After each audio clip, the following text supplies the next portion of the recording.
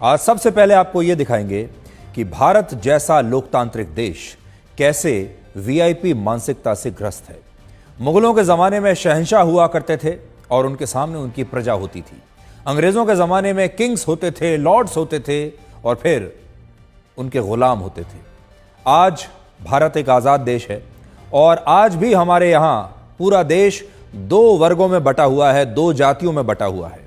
एक है वीआईपी और दूसरा वर्ग है आम जनता।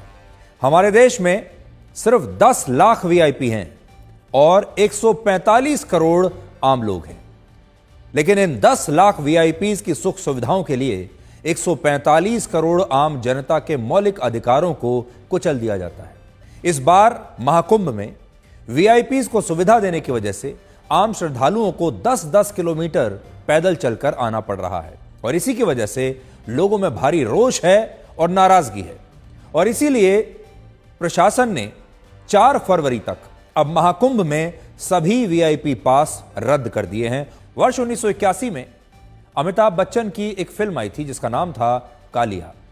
इस फिल्म में एक बड़ा मशहूर डायलॉग था, हम जहां खड़े हो जाते हैं लाइन वहीं से शुरू होती है।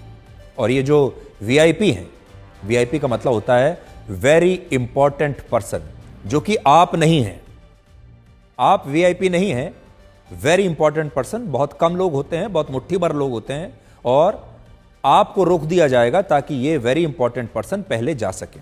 ये यही सोचते हैं कि सारी व्यवस्था इनके हिसाब से होनी चाहिए और हमारी सरकारें भी बिल्कुल ऐसा ही करती हैं। लेकिन अब महाकुंभ में जो दुर्घटना घटी जिसमें 30 लोगों की जान चली गई, उसके बाद बड़ा सवाल यह है कि क्या हमारे देश में यह वीआईपी कल्चर खत्म नहीं हो जाना चाहिए।